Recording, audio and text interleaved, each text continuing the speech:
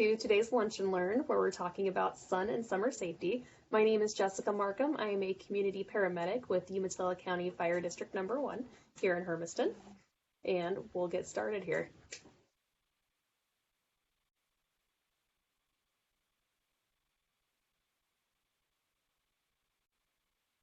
All right, so a little bit about myself.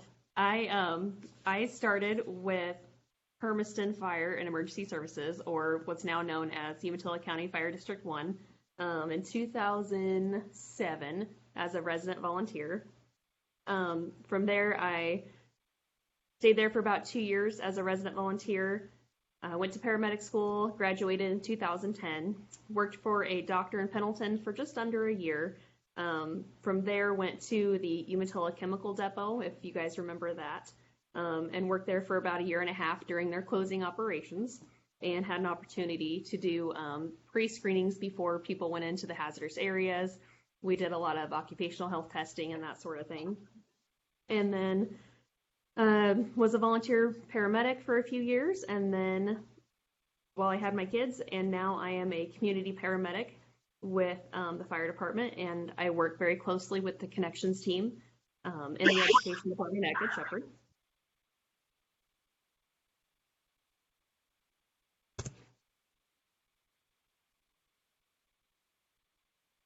All right, so first we're going to talk about some heat illnesses.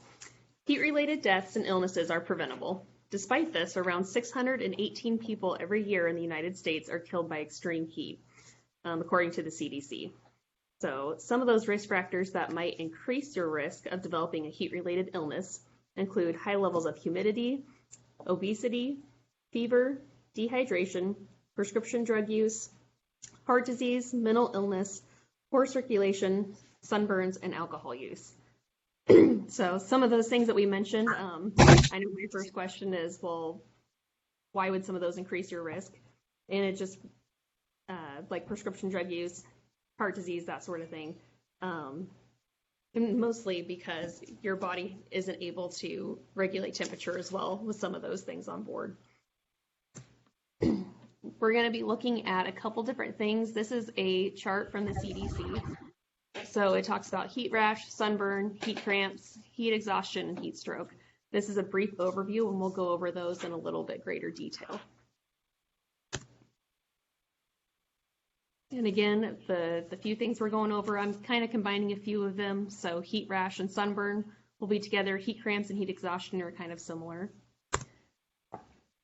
And so going into the first one, more of the sunburn and heat rash. The sun's ultraviolet rays can damage your skin in as little as 15 minutes. So not a lot of exposure time can start to create some damage. So the things that we want to protect against are the UV rays. They're strongest from late morning through mid-afternoon. They're stronger near the equator, during the summer months, obviously, and at high altitudes. So even on cloudy or overcast days, you can still have that sun damage to your skin with just a few minutes. We'll talk a little bit about heat rash and then the different types of sunburns that you can get and how to treat them. Heat rash is probably a pretty common one. You usually see those more in like creases, arms, knees, that sort of thing. You'll see a like pimple-like rash in those areas. They usually get better with time. When they get dried off, usually those are the areas that start to develop sweat and get those reactions. You have your first-degree sunburns. Those are the obvious. If you look in this picture here, you'll see the obvious redness of the skin. It's usually a pretty even, depending on the degree of, or the area that is exposed to the sun. So it looks like this guy here was obviously wearing a tank top. He actually has what we're looking at as second-degree burns as well. But you can see that even redness of the skin. Usually it's just painful. It goes away with some time. You can use some different things to relieve some of those symptoms of the pain and the discoloration with sometimes medication, depending on what your doctor advises. So sometimes Tylenol, ibuprofen can help with that pain and the reducing the inflammation of the skin. But then you also have your cooling the skin, your aloe vera, your lotions, after sun care, those sort of things. For second-degree burns, though, that's a little less fun. We have the difference between a first-degree burn and a second-degree burn is the damage it does to the skin. And you'll see in this picture here, hopefully you can see it, is there's a bubbling to the skin, and what those are called are blisters. So those blisters are usually fluid-filled sacs, and it's very important you don't pop them. I know that's kind of a temptation for some people, but don't pop them. That introduces more bacteria, and they can be harder to heal that way. It's best to let your body absorb that. So knowing the difference between heat rash, first-degree sunburn, and second-degree sunburn are the pimple-like rash in your creases like elbows, knees, that sort of thing would be more of a heat rash. First-degree sunburn would be more of that even tone, painful, red, but no bubbling or blistering. Second degree is getting into that blistering stage. So how do we prevent some of these sun-related illnesses and sunburn and heat rash? Well, that would be with sunscreen. So when you're picking a sunscreen, make sure it's broad spectrum, meaning that you're checking that it's repelling UVA and UVB rays. You want to make sure that it's more water resistant, or you can, but water resistant does not mean waterproof. So when you're out swimming, when you're exercising, you're going to need to reapply it, probably at least every 2 hours. When you're choosing your sunscreen, choose it with an SPF or sun protection factor of at least 30. And then also check the expiration date. I know that it's easy to remember, oh, hey, I think I ran out of that bottle, or it got placed somewhere, and that bottle stays for a couple of years, and then it's out of date, and it might not protect you as well. The importance of this is obviously protecting your skin from the painful effects of it with sunburn and second-degree burns, but skin cancer. Skin cancer is pretty prevalent. It's the most common cancer in the United States, but they can be prevented with just a little bit of prevention with sunscreen use and wearing it often. So anyone, no matter their skin tone, can get skin cancer. 1 out of 3 white women ages 16 to 25 indoor tan each year, are some statistics from the CDC. About 37% of U.S. adults report having been sunburned in the past year. And about 3,200 people a year in the U.S. seek care in an emergency room with injuries from indoor tanning. So be very careful with that. And nearly 9,000 people every year die from melanoma in the U.S. So the takeaway from all of this really being that even incidental exposure, 5 minutes here, 10 minutes there, accumulates. 10 minutes a day is more than an hour by the week's end. And that's from Neil Schultz, who's a dermatologist.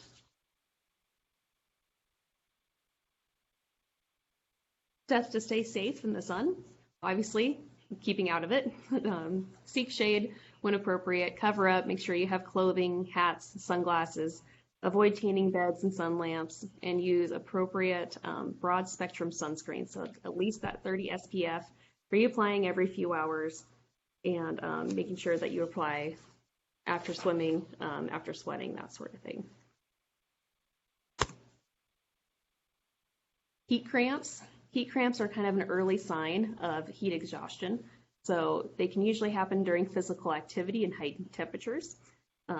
They're mostly in the abdomen, arms, and calves. They can be painful and brief in nature. They can have some involuntary muscle movements as well, like muscle twitches. They're usually self-limiting and go away once physical activity is stopped and your body temperature is cooled. So treatments include rest, cooling, and sometimes it's recommended with replacing your water and your electrolytes that you've sweated out. So that would be, there's probably Gatorade, those sort of things that have those electrolytes in them.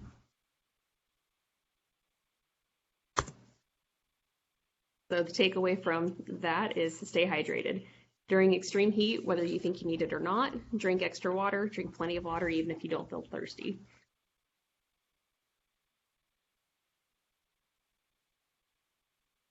Heat exhaustion. Heat exhaustion is a heat exhaustion is more of the next step into a heat illness. So we had the sunburn, the heat cramps, and heat exhaustion. Heat exhaustion is a little more serious. And the symptoms of this include heavy sweating. You can have nausea, feeling faint, headaches, dizziness, feeling weak or tired. With these people, that when they have those symptoms and their body temperature is starting to rise and they're starting to feel the effects of the sun, is to get them out of the sun, get them in the shade, get them inside where the temperature is a little more controlled.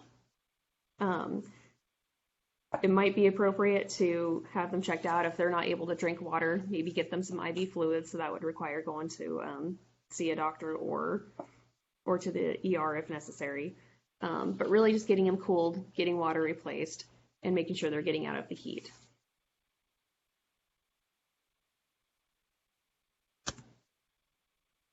Heat stroke. This is a medical emergency. It will require rapidly cooling someone by removing clothing, putting ice packs in places where major arteries run, like armpits, neck, and groin. Some of the symptoms and the difference between heat exhaustion and heat stroke. With heat exhaustion, you have very heavy sweating, damp skin. When you've gone into heat stroke, it's past that. You will have hot and dry skin. They're not sweating anymore, and their body's not able to. Sweating is kind of your body's natural response to trying to cool itself. And once you've hit the heat stroke level, usually at a high body heat greater than 103 degrees when you're outside in the heat, your body can't compensate for that anymore. So when it loses that ability, your skin becomes hot and dry.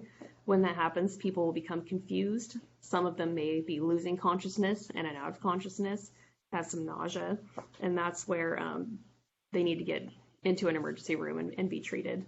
So the highest I've personally seen was during paramedic school.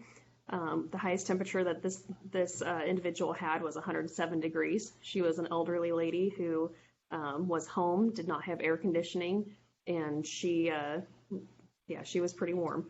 And then, it was in the middle of summer. So just make sure that if you do have elderly family members, you're checking in on them, making sure that they're not having any loss of power. If they do, trying to find maybe some window units or something to kind of compensate for that. So from there, we'll go into a little bit of water safety. Oh, are there any questions about heat illnesses?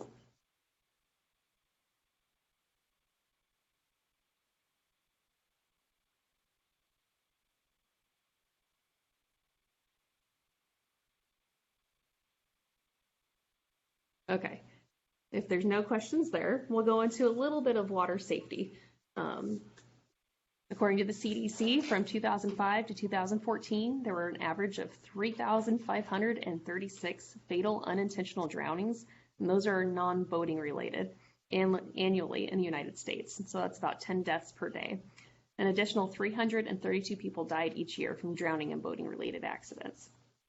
So most of these are occurring at homes and pools, rivers, those sort of things, not boating related. And about 1 in 5 people who die from drowning are children 14 and younger. For every child who dies from drowning, another 5 receive emergency department care for non-fatal submersion injuries. So more than 50% of drowning victims are treated in the emergency department, require hospitalization or transfer for further care, compared with a hospitalization rate of about 6% for all unintentional injuries. These non-fatal drownings or injuries can cause severe brain damage that may result in long-term disabilities such as memory problems, learning disabilities, and permanent loss of basic functioning. So drowning is the third leading cause of unintentional injury death worldwide, accounting for 7% of all injury-related deaths according to the World Health Organization. There are an estimated 320,000 annual drowning deaths worldwide. And who is at most risk for this? Children ages 1 to 4 have the highest drowning rates. In 2014, among children 1 to 4 years old who died from an unintentional injury, 1/3 died from drowning.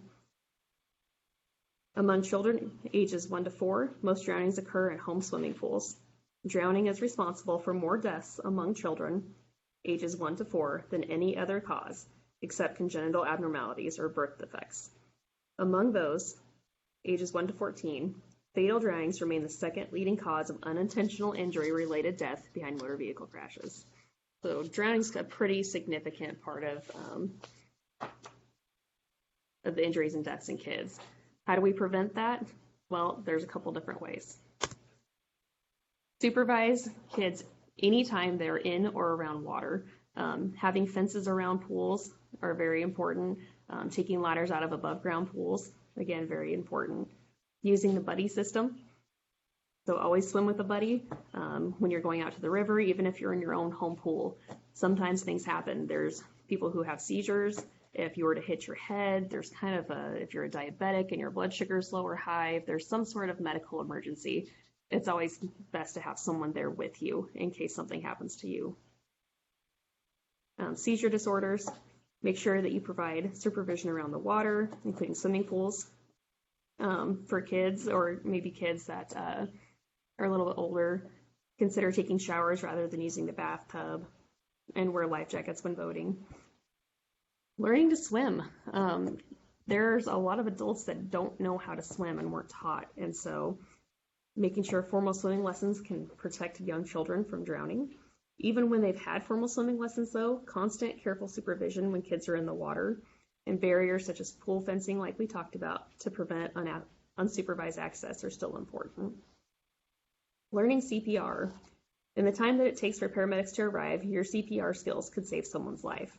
The average paramedic response is usually around 5 minutes, and in our area where we're rural, that's probably about the average response time. If you're a little bit farther out of town, if you're 5 to 6, 10 miles out of town, that response time will increase. And really, sometimes you're the only person that's going to save your loved one in the amount of time that it's going to take for EMS to get there, even when called immediately. And there's lots of classes. I know Good Shepherd hosts classes for CPR, so I'd highly encourage you to learn that skill. It's a skill that will literally save somebody's life. It's important to remember air-filled or foam toys are not safety devices. They're not rated as such. So don't use air-filled or foam toys like water wings, noodles, inner tubes instead of life jackets, especially in areas where you can't touch. Avoid alcohol. Alcohol is usually not a great idea in a lot of situations, but especially while swimming. So, and boating and any of those types of things.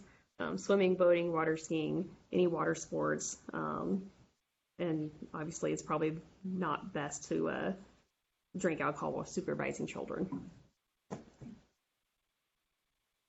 So another one we put on here was don't let swimmers hyperventilate before swimming underwater or try to hold their breath for a long period of time.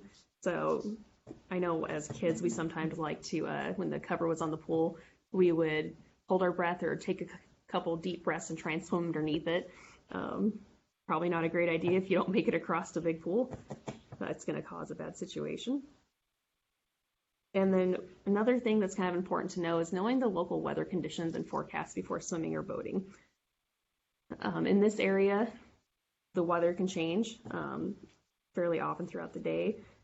Look out for thunderstorms, strong winds, and then knowing the conditions of the water. Not just here, but even on the beach, if you were to go to the coast, it's best to know what beaches are safe because some aren't. Some of them have different tides, they have different currents, and unless you know the area or know what areas are safe, it's best probably not to get in the water. And then one thing that definitely saves lives, life jackets. So part of that is making sure that it fits you, and also is within the weight requirement. According to the U.S. Coast Guard, recreational boating statistics in 2018, there were over 4,000 reported accidents, over 2,500 reported injuries, and 633 deaths on our nation's waterways. The majority of those deaths, which were about 77%, were due to drowning, and 84% of those were not wearing life jackets. The U.S. Army Corps of Engineers statistics show that for the last 10 years, most of the water-related fatalities that occurred at their lake and river projects were 87% men and 86% 18 or older, and 87% of them were not wearing a life jacket. So pretty important stuff. And then here are our references for where we got most of that information. Most of it was for the Center of Disease Control and Prevention, so the CDC, Skin Cancer Foundation, and Water Safety.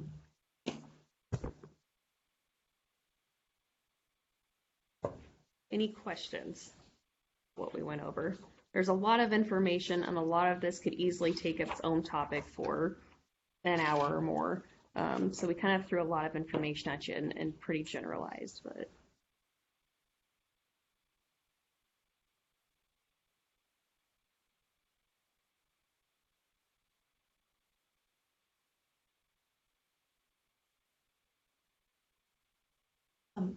I'd like to ask a question. Yes, Sharon. I noticed that the life jackets you showed were the jacket kind. Do they even sell those ones that used to just be belt life jackets anymore, or are those recommended at all?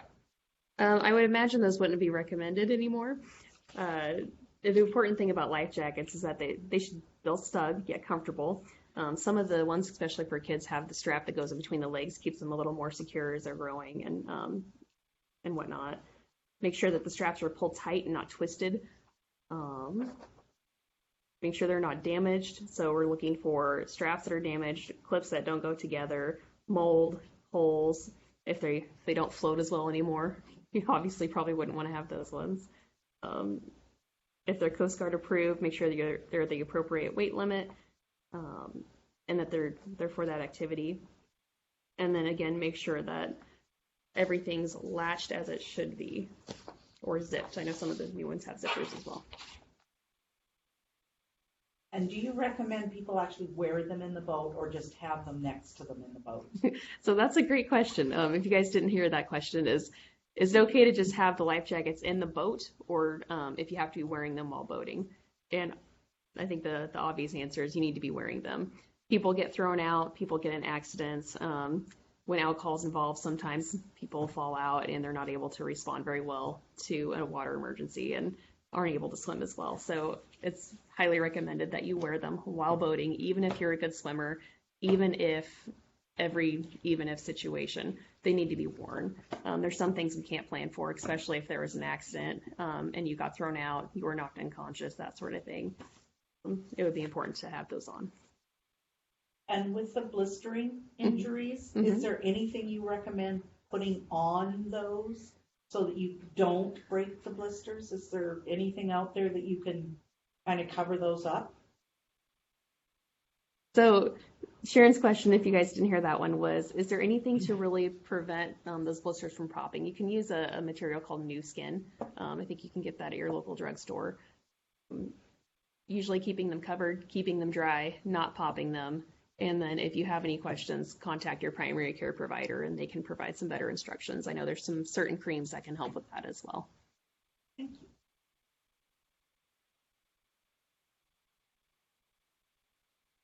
Any more questions?